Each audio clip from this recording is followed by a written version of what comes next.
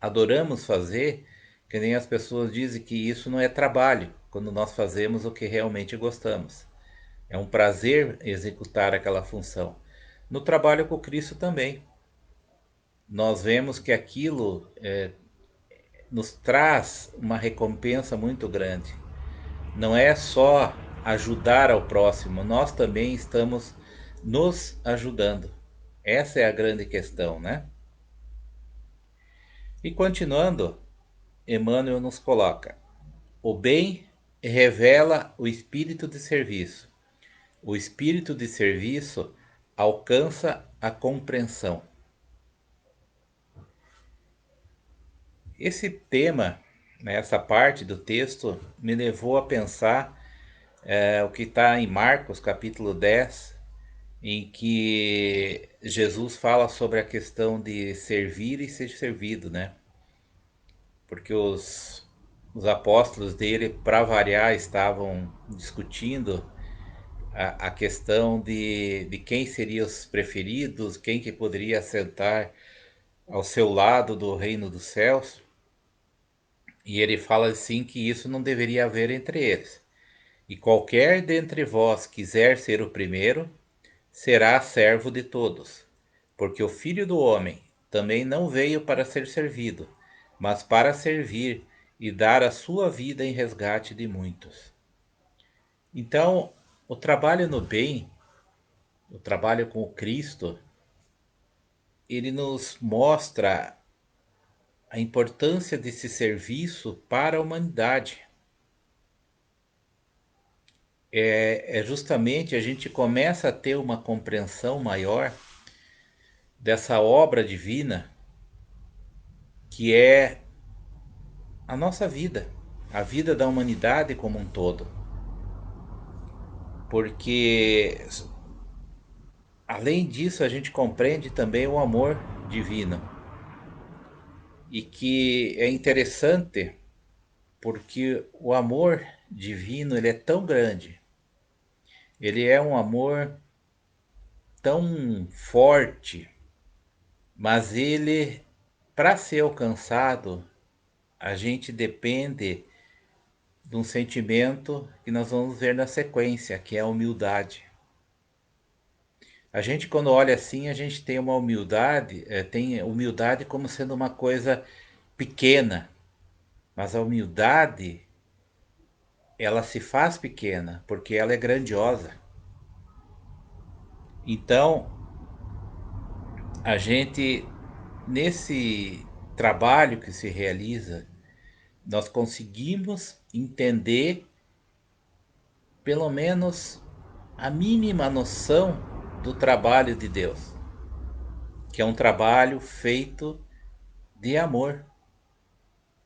Porque quem que daria para nós todas as oportunidades que nós temos, que teria paciência com todos os erros que nós cometemos e nos daria mais chances através das reencarnações para que nós nos recuperemos.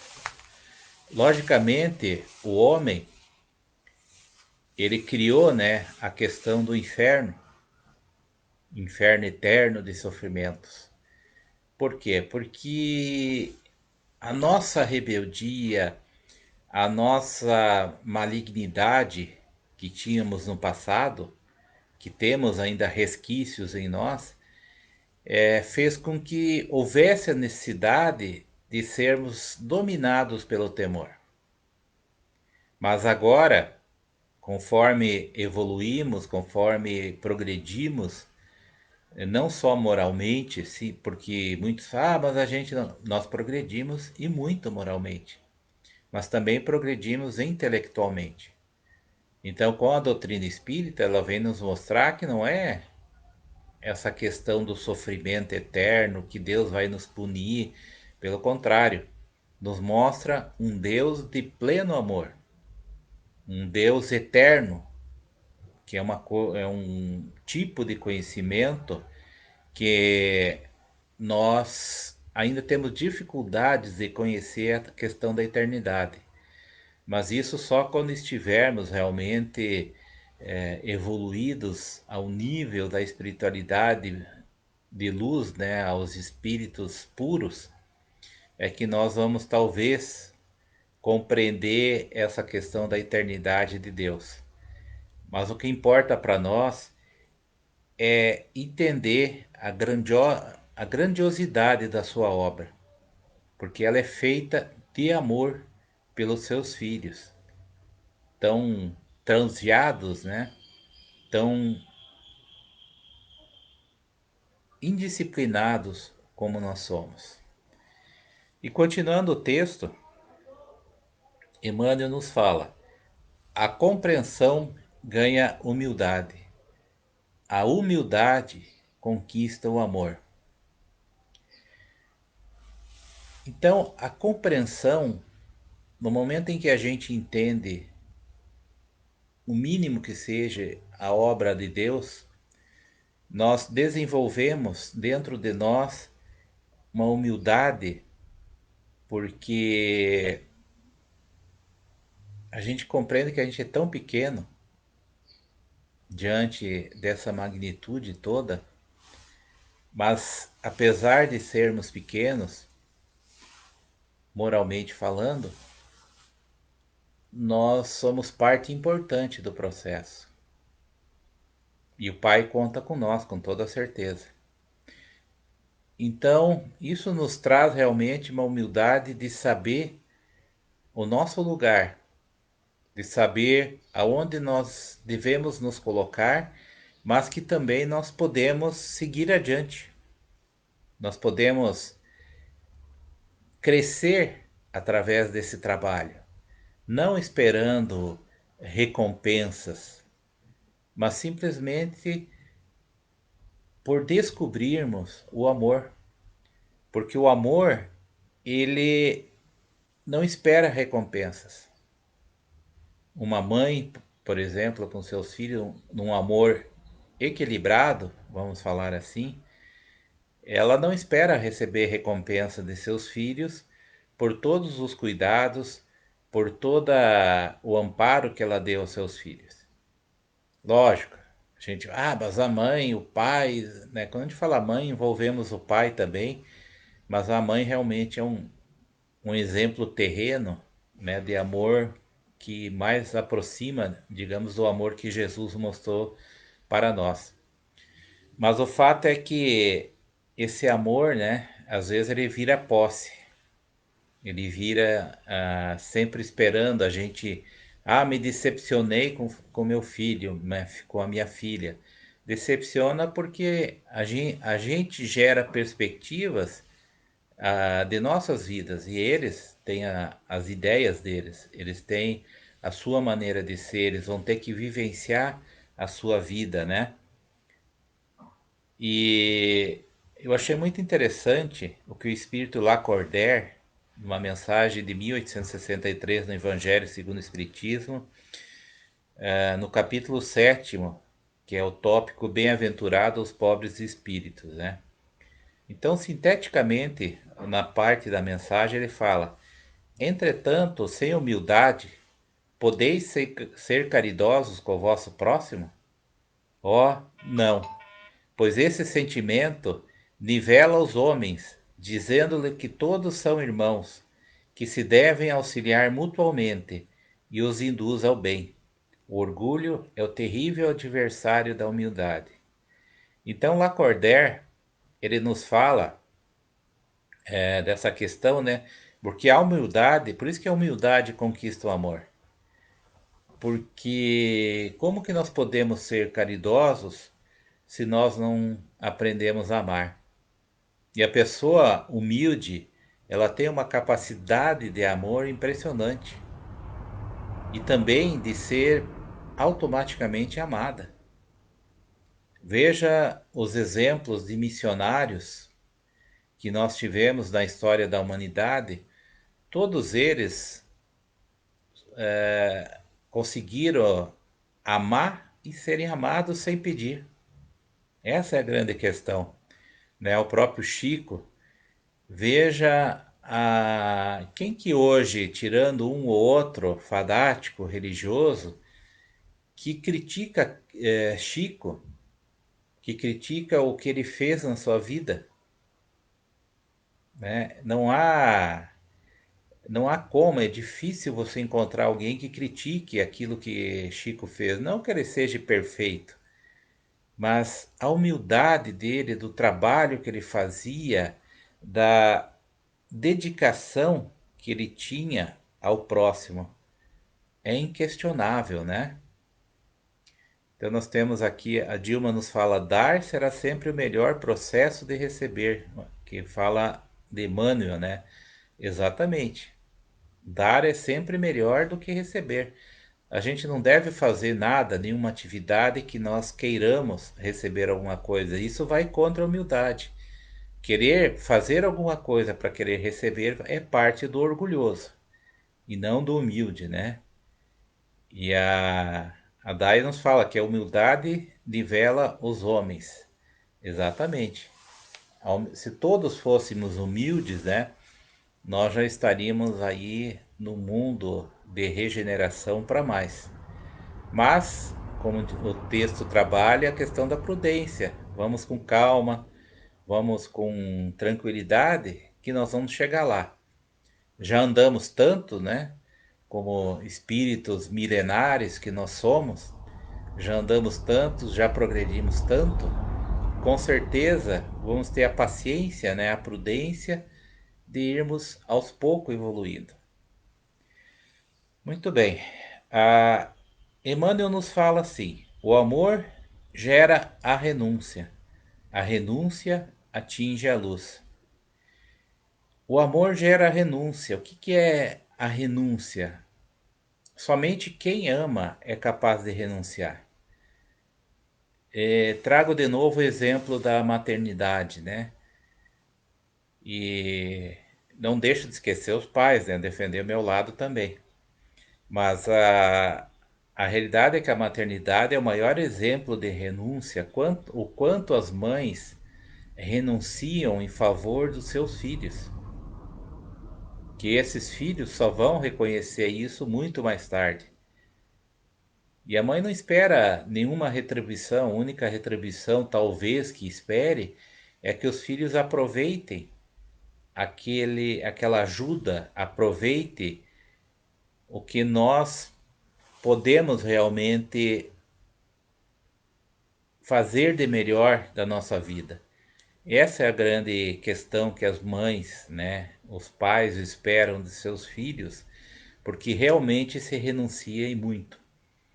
E tirando casos meio que patológicos, né, de orgulho, a gente nota o quanto as pessoas mudam no momento em que eles lidam com a maternidade e com a paternidade. Eu lembro de um rapaz que trabalhava comigo e ele sempre foi revoltado, rebelde, até fisicamente, né? Ele acabava, digamos assim, meio que atacando o seu corpo físico para impressionar. E, inclusive, em um determinado momento, eu acabei mandando ele, despedindo ele, porque não tinha condições de trabalhar com ele. Mas eu sentia, no fundo, que ele era uma boa pessoa. E alguns anos mais tarde, ele voltou e veio pedir emprego. E aquelas, entre aspas, coincidências, né? Nós estávamos precisando de uma pessoa que exercia o tipo de trabalho que ele fazia. E com isso eu contratei porque tinha acabado de nascer o filho dele. E a mudança que esse rapaz teve é impressionante. Ele se tornou um dos melhores funcionários que eu tive dentro da empresa. A dedicação dele, a responsabilidade dele, tudo ele falava: não, eu tenho meu filho, eu preciso criar ele, eu preciso sustentar. Então veja o quanto, né, a paternidade, a maternidade, ela é capaz de mudar as nossas vidas, né? O Jaime nos fala, né, que nós precisamos aprender com os não humildes para fazer o melhor. Exatamente. Nós temos que aprender com os não humildes, né? Começando por nós mesmos, né? Talvez podemos complementar, porque a gente ainda não tem uma humildade 100%. Ainda estamos a caminho de sermos humildes, né? E a Dai nos fala: por muito tempo pensei qual seria a minha missão, e hoje entendo que a maternidade é essa missão que tanto me modela e me torna uma pessoa melhor. Grande verdade, Dai. Isso nos torna realmente melhor. Mas agora você tem uma maternidade também, né? Que é esse trabalho que está sendo feito do Evangelho no ar, né? Então são duas maternidades, né, Dai? Teus filhos e esse filho maravilhoso que é esse trabalho do Evangelho com Cristo, né? Muito bem. E ele fala que a renúncia atinge a luz. Por quê? Porque no momento em que nós renunciamos às questões materiais, no momento em que nós renunciamos às questões materiais, nós vamos descobrir dentro de nós a luz. Porque lembre que Jesus falava que brilhe a vossa luz. De uma maneira sintética, o texto é um pouco diferente, mas que brilhe a vossa luz, né? Por que brilhe a vossa luz? Porque na realidade essa luz está dentro de nós. E o que é essa luz? Essa luz são as virtudes. Em outras palavras, desenvolva as virtudes que estão dentro de você. Quando Jesus fala brilhe a vossa luz, quer dizer desenvolva as virtudes que estão dentro de você. E que a gente começa a desenvolver no momento em que a gente começa a deixar as coisas materiais de lado. Que também não vamos imaginar que deixar o materialismo de lado é da noite para o dia. É um trabalho constante de desconstrução e de construção num caminho melhor. Então essa luz está dentro de nós. E daí Emmanuel, na complemento, Emmanuel fala: a luz realiza o aprimoramento próprio. O aprimoramento próprio santifica o homem. Então, desenvolvendo essas virtudes, o ser se eleva, nós nos elevamos, né? E nós nos elevando pelas nossas virtudes que vamos desenvolvendo, nós nos aproximamos do nível superior de espiritualidade. Nós nos tornamos seres melhores. Nós começamos então a adentrar a esse patamar de espíritos superiores em moralidade. Lógico, é um início, mas nós temos um grande chão pela frente, mas que ele começa justamente no desenvolvimento, né, do amor, na liberação dessa luz, na liberação dessa luz que a gente tem dentro de nós. E quando ele fala que santifica o homem, é justamente essa questão de nos aproximar do melhor de nós, que é a moralidade maior como espíritos superiores. E Emmanuel nos diz: o homem santificado converte o mundo para Deus. Então, quanto mais nos elevamos espiritualmente, quando ele fala santificado, é essa evolução espiritual. Nós nos aproximamos de Deus.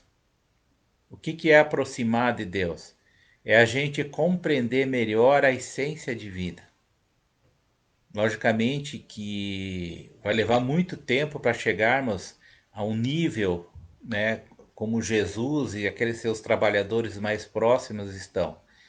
Mas o fato é que nós começamos a compreender melhor a essência de Deus no momento em que nós evoluímos.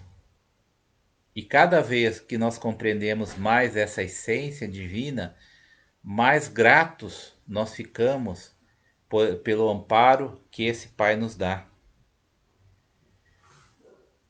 Aqui o Jaime nos fala: acredito que fiz o melhor pelos filhos, mas não espero agradecimento deles, porque a luta continua com um dos filhos e me sinto feliz por abrir mão de um novo relacionamento por ele.